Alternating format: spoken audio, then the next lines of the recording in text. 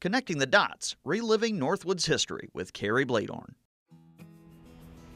Years ago, I received a blaze orange Stormy Kromer cap and instantly fell in love with it during Wisconsin's cold deer hunting season. Since then, a version of this iconic hat has rarely left my head. If you've been watching Connecting the Dots, you've probably noticed it's part of my signature look. But these hats are more than just stylish. They're practical, comfortable, and built for the Northwoods.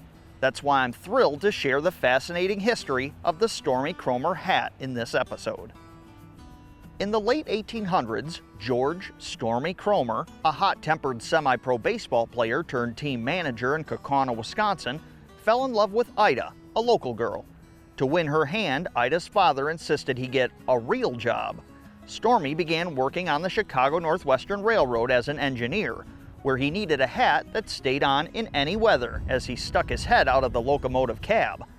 Ida took one of his old ball caps and sewed some ear flaps on it, crafting a snug, warm cap for him.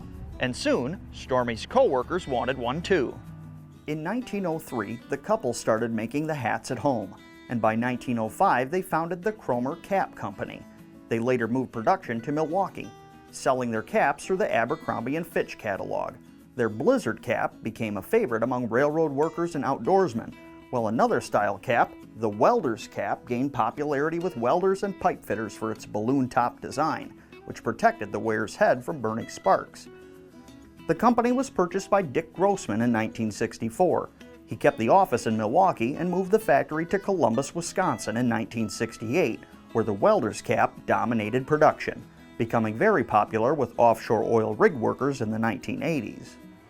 By 2001, owner Dick Grossman decided to discontinue the blizzard cap altogether. The blizzard cap's demand had waned, selling in only a few stores including Hobby Wheel in Ironwood and Mel's Trading Post in Rhinelander.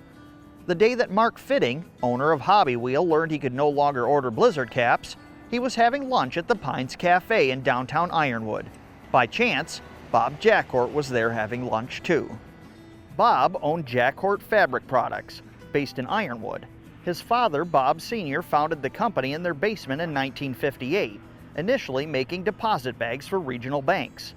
Bob Jr. took over the business in 1983, producing items like dog beds for Foster & Smith and the signature canopies for Rainbow Play Systems. It was at the Pines Cafe that Mark Fitting suggested that Bob take action. Bob was of course familiar with Kromer hats, having purchased them at Hobby Wheel over the years. Bob called Dick Grossman and they quickly struck a deal for Jackhort Fabric Products to purchase the blizzard cap product line, with the stipulation that welding caps wouldn't be made, nor the Kromer name used. The deal also included 2 children's golden books about Stormy Kromer history. Within a year, Bob realized that the hat's rich history was its greatest strength, and secured the rights to the Kromer name. In November 2002, a chance article about the revived hat line and its story appeared in the Milwaukee Journal and was syndicated nationwide. The response was overwhelming. Jackhort Fabric Products sold more blizzard caps in 2 months than the previous 98-year annual record. Stormy Kromer quickly became a household name in the Northwoods and beyond.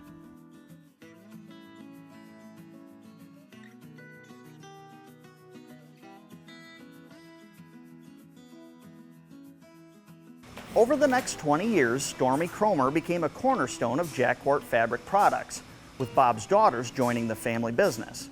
They refined the blizzard cap, now called the original Stormy Kromer, making small changes, adding stylish touches, and expanding the line to include options for all seasons, women, children, and even pets. Despite the updates, the brand has stayed true to the spirit of Ida Kromer's first hat, crafted over 120 years ago. Today, Stormy Kromer caps are proudly sewn in Ironwood, Michigan, embodying a timeless legacy. They've become a premium choice for headgear, beloved by people from all walks of life, especially sportsmen, outdoor enthusiasts, and Northwoods historians, who cherish the story behind the iconic cap. I'm Carrie Bladorn, and this is Connecting the Dots, Reliving Northwoods History on Newswatch 12.